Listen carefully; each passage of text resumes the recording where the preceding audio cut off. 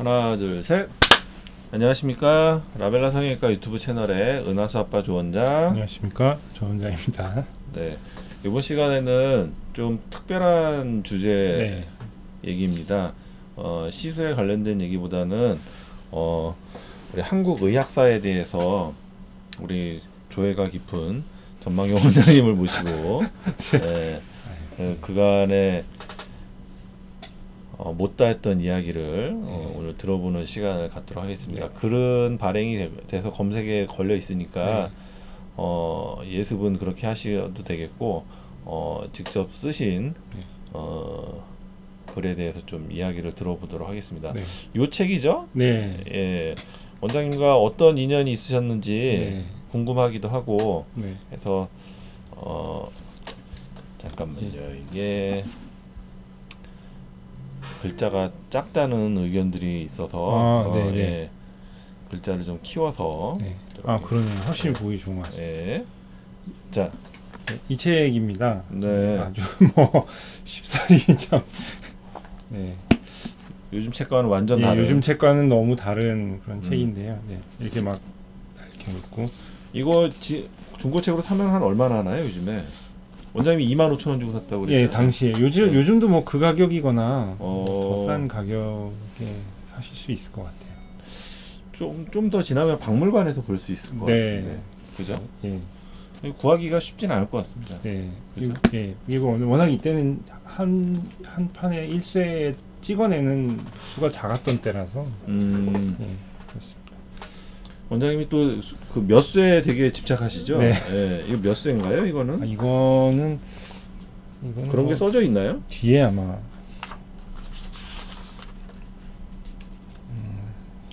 1993년 6월 20일 인쇄죠? 그러니까 이게 66년에 나오고 개정 없이 그냥 쭉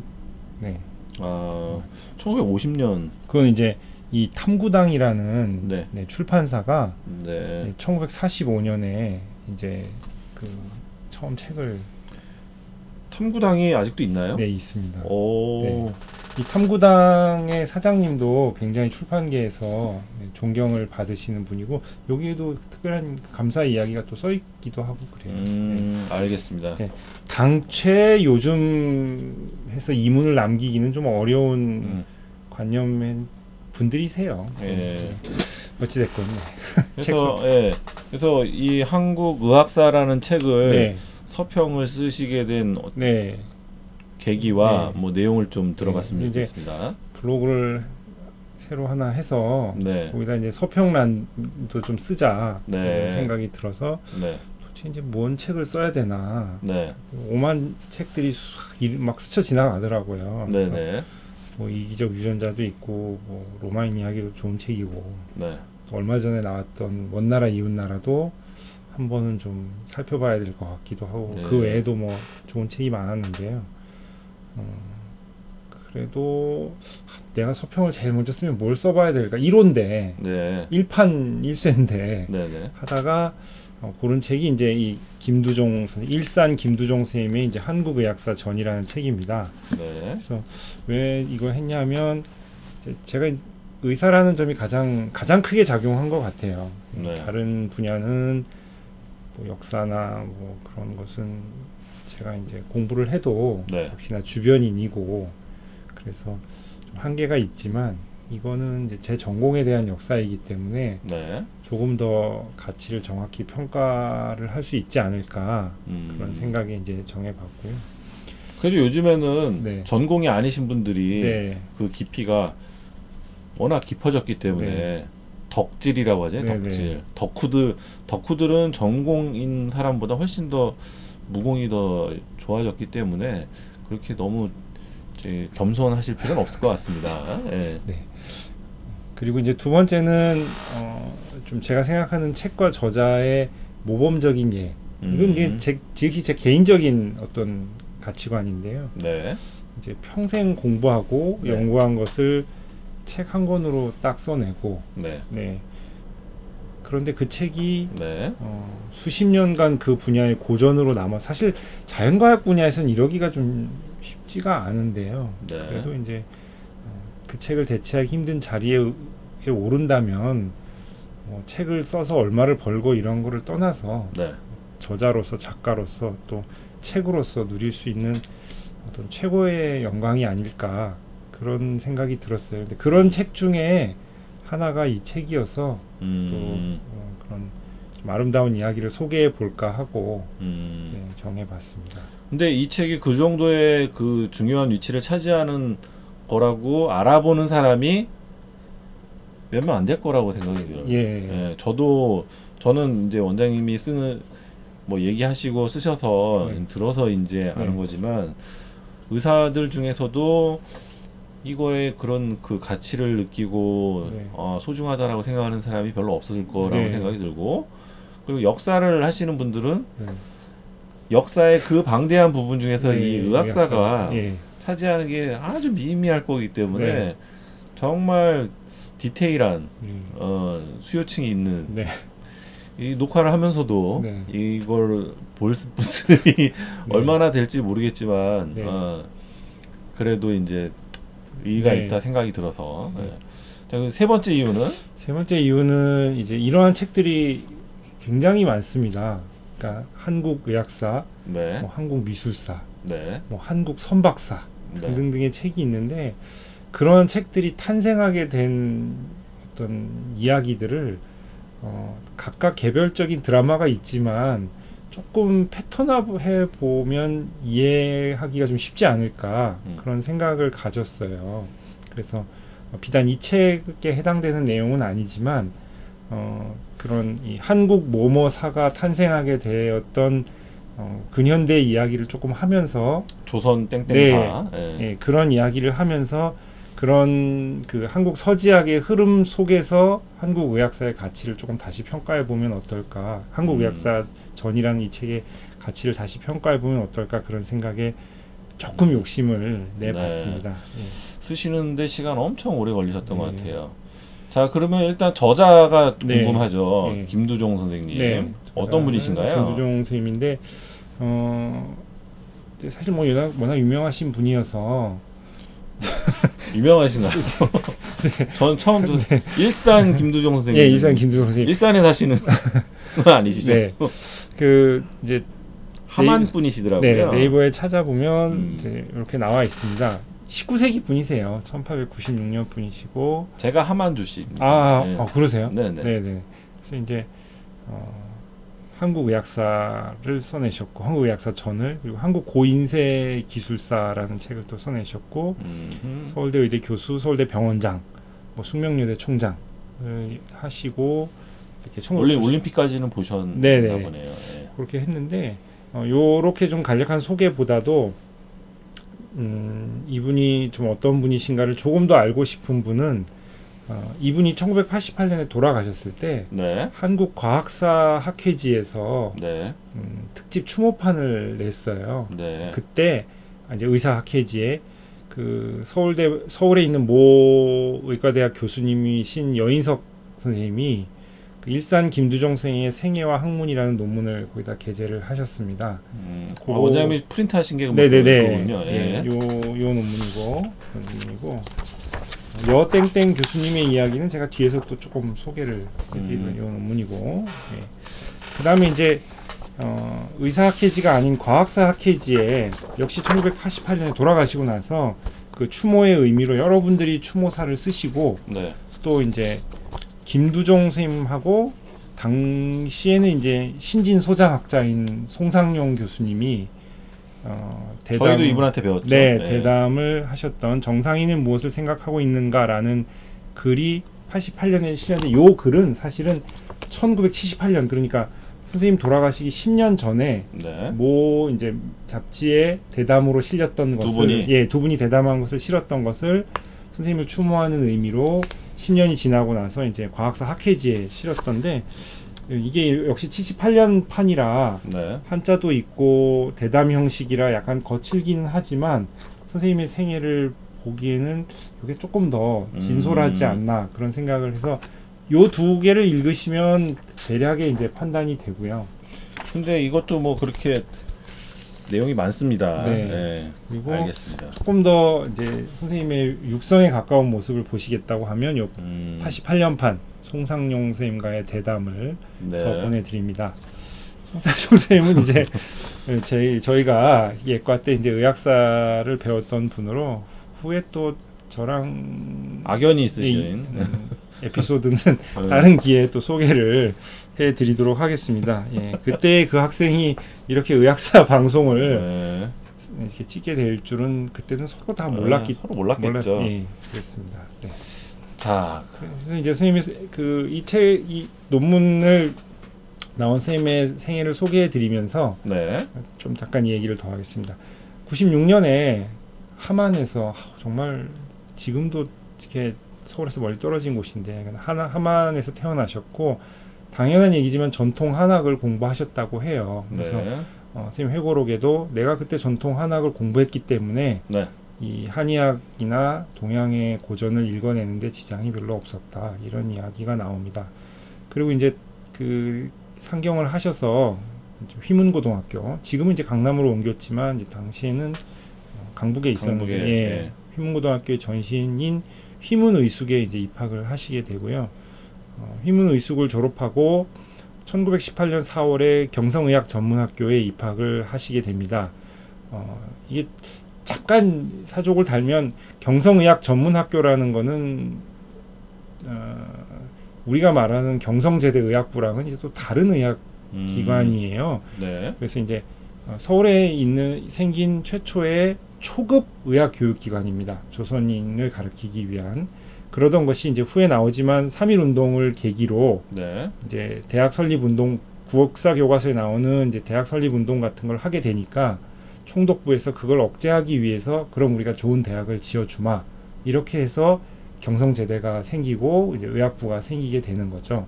그래서 해방 후에 경성의학전문학교와 경성제국대학 의학부가 서울대학교 의학과로 통합이 되면서 지금 우리가 알고 있는 이제 서울대학교 의학과가 생기게 되는 겁니다. 그래서 경성의학전문학교라는 거는 그런 것이다라고 말씀을 하고 보통 이제 경의전이라고 부르게 되고요. 대표적으로 이제 경의전 출신으로 유명하신 분들은 한림대학교의 설립자이신 윤선덕 선생님, 그리고 역시 3.1운동에 참가하셨다가 구속 이제 잡혀 유치장 신세를 지시는 훗날 백병원을 설립하시는 백인재 선생님, 그리고 뭐 장기려 박사님 등등 이게 최근에 말을 하기가 굉장히 어려운 부분인데 경성제국대학 의학부를 다닌 사람하고 경의전을 다닌 사람들의 성향은 다를 수밖에 없습니다. 왜 그런가요? 경성제국대학 의학부라는 거는 약간 일본 성적만 보고 뽑지 않거든요. 그렇죠. 예. 근데 경의전은 또 다른 점점점 다 한국 사람이면 다 마음속으로 추정할 수 있는 그런 이유가 있기 때문에 여튼 그렇습니다. 그래서 경의전에 입학한 이듬해 이제 3.1운동이 일어나게 되고요. 경의전 선배인 한의건, 제가 이게 한의건이라는 이름을 쓴 이유는 한의건은 나중에 만주로 가서 이제 조선공산당에 가입을 하게 되고 그쪽으로 하시군요. 우리가 아는 그 김산 아리랑의 저자이죠. 같이 그 공산당 운동을 했습니다. 그래서 되게 좀 이런 분들이에요. 그 경성전 출신이 그런 분들도 있습니다. 그래서 이제 한의건은 그 3.1운동 당시에 그 음식점에 가 있던 민족 대표 대신에 그 3.1 독립선언서를 낭독했었던 것으로 추정되는 몇몇 후보자 중에 한 사람이죠. 그래서 한의건으로부터 1학년 학생들 중에서 파고다 공원에 참가할 수 있는 학생들을 선정하는 일과 3월 1일 아침에 독립선언문을 지정된 국에 배포하는 일을 합니다. 이제 제가 이 글을 처음 읽었던 때가 이제 본과 2학년 때인데요. 그때 참 뭔가 와닿았던 게 제가 예과 1학년 때 예를 들어서 이제 조 원장님이 야 내일 이런 일이 있는데 뭐 무슨 시민 뭐 이런 사람들이 이렇게 한다는데 그러면 제가 과연 저는 어떻게 했을까 그런 생각을 본과 2학년 때 해보고 참 많은 생각을 했던 장면인 것 같습니다.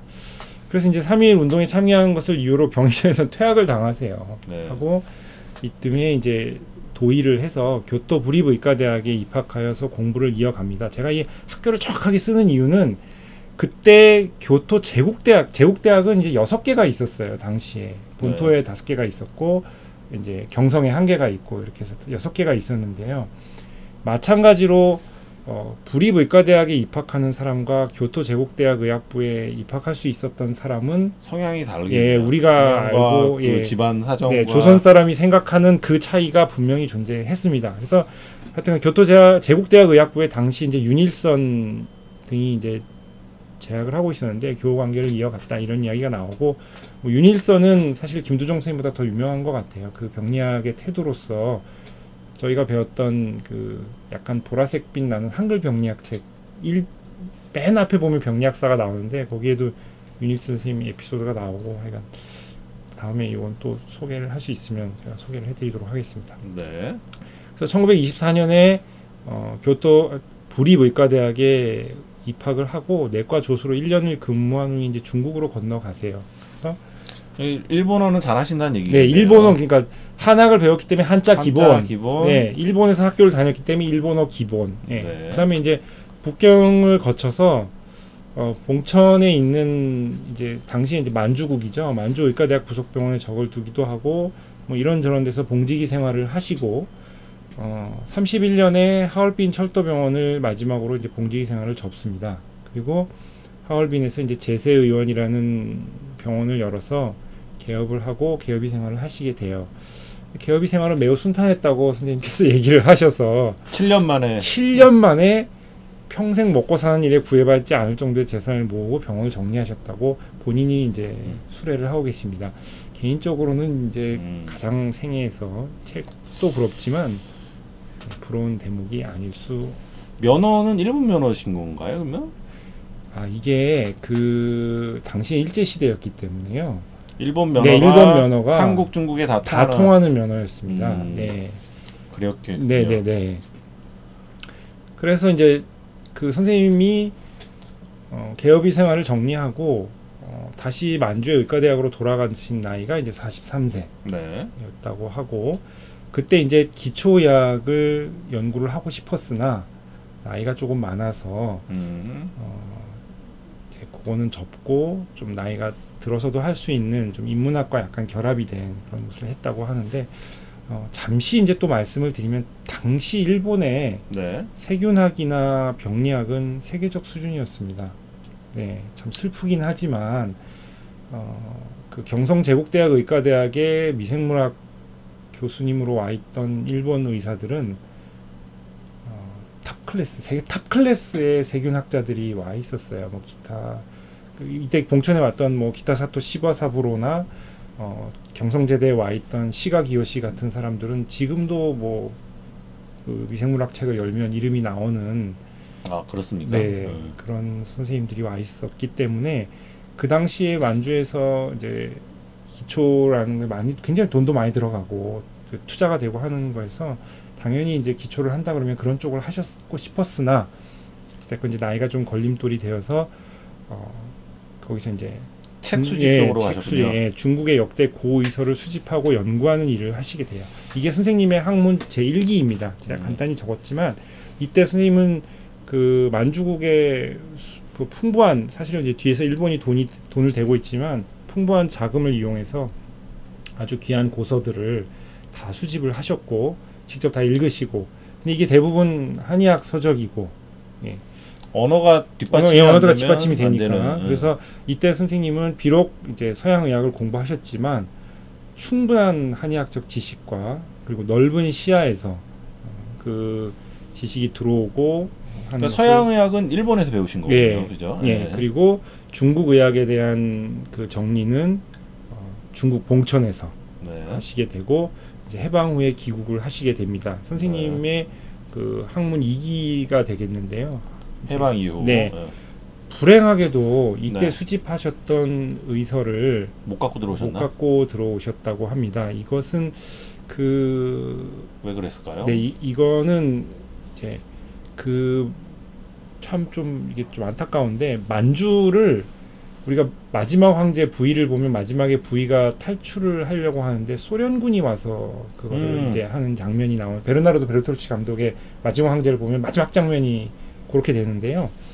만약에 만주국에 미국이 진주했다면 선생님이 이 책을 가지고 오는데 큰 무리가 없지 않았을까 하는 게 저의 상상입니다. 그런데 만주국을 소련이 점령을 하는 바람에 조금 문제가 있었다는 이야기가 여기 나오고요. 아쉽지만 그 귀한 고서들이 한국에 들어오지 못하고 이제 지금 북경으로 가 있는 것으로 알고 있습니다. 아, 남한은 있습니다. 예, 그럼 다행이네요. 예. 그게 뭐 만약에 불타거나 네네. 아니면 어디 고책방에 네. 먼지를 넣고 있으면 네. 그래서 이제 그런 거 없이 이제 한국에 들어오셔가지고 한국에 있는 의학사 연구를 이제 시작을 하시게 됩니다. 어떻게 보면 한국 의학사로서는 이제 행운이라고 할 수 있겠죠. 그래서 의학사 공부를 하실 수 있는 모든 조건을 다 갖추신 거죠. 서양 의학 지식, 일본어, 그리고 중국어, 그리고 이제 영어. 그리고 이제 영어로 그 보스턴에 있는 하버드에 있는 옌칭 연구소라는 곳이 있는데 그건 이제 제 2편에 전상훈 선생님 편에서 그 연구소에 대해서는 조금 설명을 다시 해드리도록 하겠습니다. 하여간 그 47년에 서울대학교 의과대학의 의사학교실을 만들어서 초대 주임 교수로 부임을 하시고 병원장을 하시고 여기만 와중에도 54년에 이제 오늘 소개할 책의 전신인 한국의학사 상중세편, 그러니까 고려까지를 출판하시게 됩니다. 그리고 이 책은 소장하고 계신 분이 포스팅을 해놓으신 게 있어서요. 저희가 이제 사진으로나마 감상을 하실 수 있습니다. 여기 보시면 그 첫 판인 거죠. 예, 여기 보면 지금에 있는 전자가 빠져 있죠. 네. 이제 한국의학사라고 되어 있고 상중세편, 그래서 정음사하고 1955년 판 이렇게 되어 있습니다. 이거 쓰신 분은 뭐 하신 분인가? 뭐 좋은 책이 굉장히 많으시더라고요. 귀한 책이. 북헌터네요. 네. 북헌터. 일단 네. 일단 알겠습니다. 네. 그래서 우리 뭐 이건 시간에 거의 안 받는 거니까요. 네. 네. 다큐멘터리. 북큐멘터리죠. 네, 북큐멘터리. 네. 예. 그래서 이 북헌터님의 여기를 잠깐 봤고요. 네.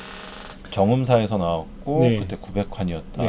그리고 12년 후인 1966년에 조선 시대와 근세의 역사를 정리를 근세라는 건 이제 합방 이후에 역사를 정리하셔서 앞에 출판하신 한국의학사 상중세편과의 합본으로 한국의학사 전체를 아우른다는 뜻으로 이제 전자를 여기 보시면 전자가 붙여 있습니다. 예, 그래서 한국의학사 전체라는 제목으로 출판을 하시게 됩니다. 그런 이유로 이 제목이 이제 전자가 된 거고 꼭 전을 이제 전만경의 전이 아니라. 네네네. 그리고 그때 이제 한국의학 문화 대연표라는 연표를 또 같이 출판을 하시게 돼요. 그래서 이 책은 이제 저도 소장을 하고 있어서 이렇게 소개를 해드리고 이게 사실 저희 집 문 바깥으로 못 나가도록 문해 반출 금서인데 촬영을 위해서 특별히 했습니다. 영광입니다. 네.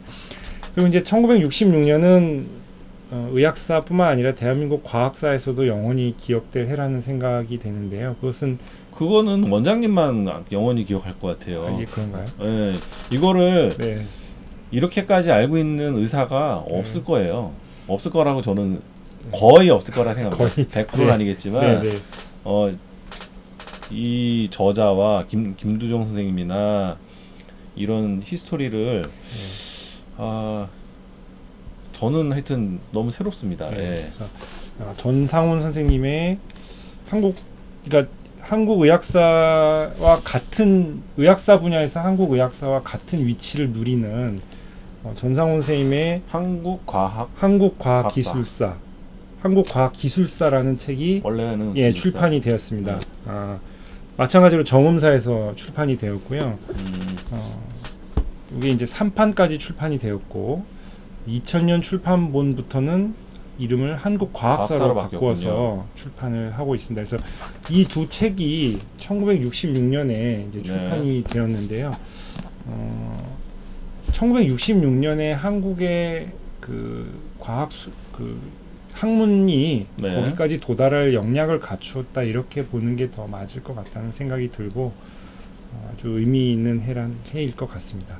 그래서 이제 전 출판 이후에도 활발히 연구 활동을 하시고 77년이 되던 77세가 되던 73년에 한국 고인세 기술사라는 책을 출판을 하시기도 하셨어요. 이때는 이제 워낙 그 중국에 계실 때 중국 고서들을 이제 많이 보시고 또 한국의 책을 보시고 또 그때 이 책이 어느 정도의 가치를 가지고 있는가 이런 걸 판단하셨던 경험을 모두 이제 집약을 해서 고인세 기술사를 출판하시기도 하셨습니다.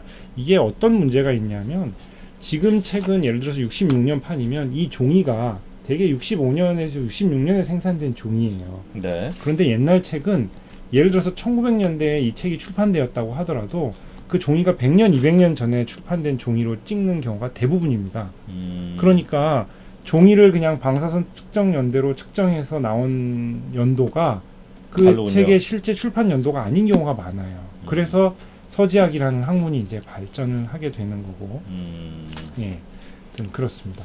종이를 오래전에 만들어놔서 묵혀놨다가 출판에 쓰는 거였어요. 그러니까 종이라는 게 매년 이렇게 나오는 게 아니고 이제 한번 만들면 그 종이가 뭐 우리나라가 종이를 잘 만들었대요.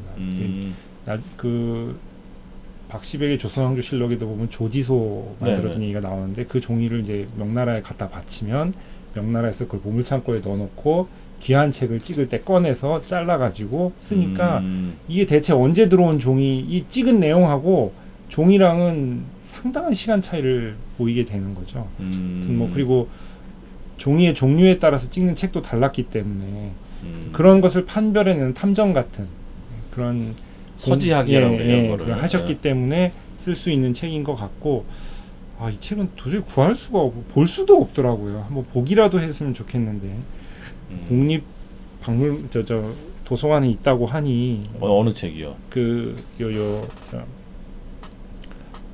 고인세 기술사. 한국 고인세 기술사. 네.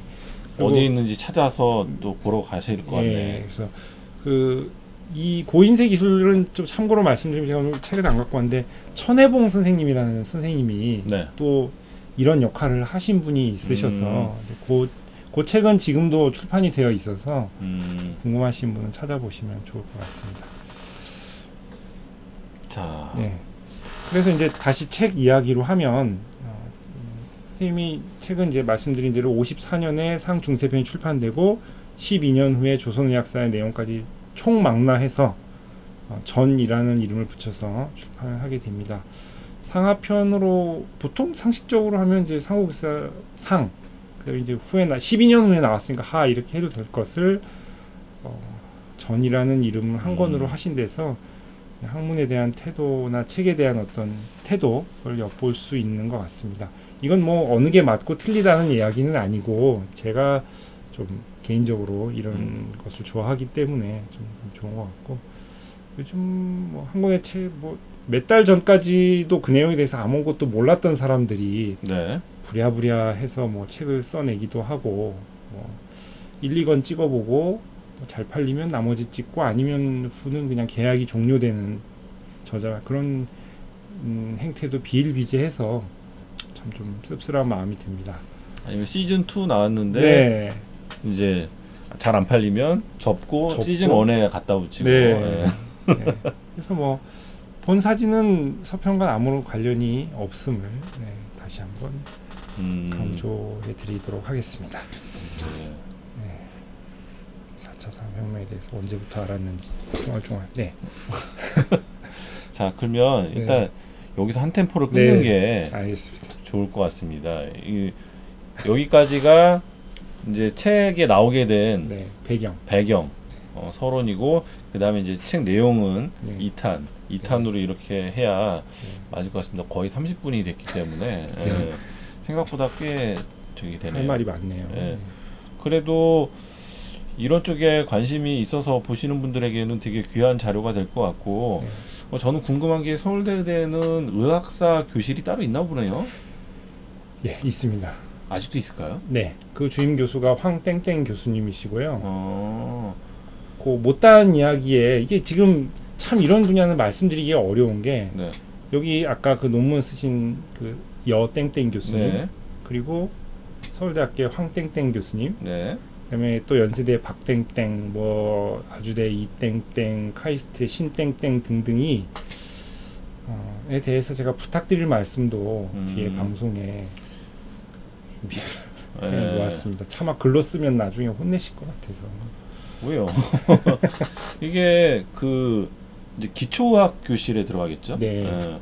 이게 임상의학이 아니기 때문에 사실 진료에 그 치중되어 있는 그 의학 교육의 현실에서 보면은 의학사 교실은 소위 역사가 오래된 의대에는 이렇게 있을 수 있고 저희 졸업한 학교에는 없죠. 예. 네, 없어서 예. 의학사 교실이 없고 아까 말씀드린 송땡땡 선생님께서 예과 시절에 한 학기 네. 한 학기 동안에 외부에서 오셔서 출강을 하시고 이제 저희가 시험을 보고 그 의학사를 배우고 했던 기억이 나는데 저는 그때 기억으로는 이게 뭐 그렇게 중요한가 그냥 다음 학년을 진급하기 위한 하나의 과정으로밖에 생각을 못했고 그랬었는데 이거에 이렇게 관심을 가지고 많이 판 우리 전 원장님 덕에 옛날을 또 다시 한번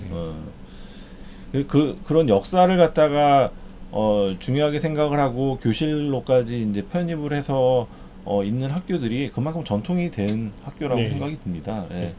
저희 졸업한 학교는 그렇게 이제 오래된 학교는 아니어서. 예. 자, 그러면 하여튼 오늘 첫 편은 서론에 대해서 하고요. 한번 끊어서 그다음 이제 책 내용에 대해서 또 이어서 가도록 하겠습니다.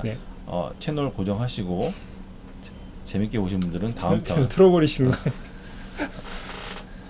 그래도 뭐 한 1년에 몇 명은 보시겠죠. 그분들을 위한 방송입니다. 아니면 뭐 예과생인데 의학사 배우다가 도대체 학교에서 배우면 이게 뭔 내용인지 모르잖아요. 그때 이런 의미를 모르지 않으셨어요? 저는 몰랐습니다. 다 모를 겁니다. 다 모를 거고 그냥 족보만 이렇게 보고 이렇게 쓰고 하니까 그때 제시도 보고 이랬겠지. 그러니까요. 그 내용을 충분히 숙지하고 본인의 의견을 쓴 사람의 답안을 그렇게 넘길 거는 아니었을 것 같아요. 자, 그러면 저희는 2편으로 찾아뵙도록 하겠습니다. 경청해 주셔서 감사합니다. 감사합니다. 하나, 둘, 셋.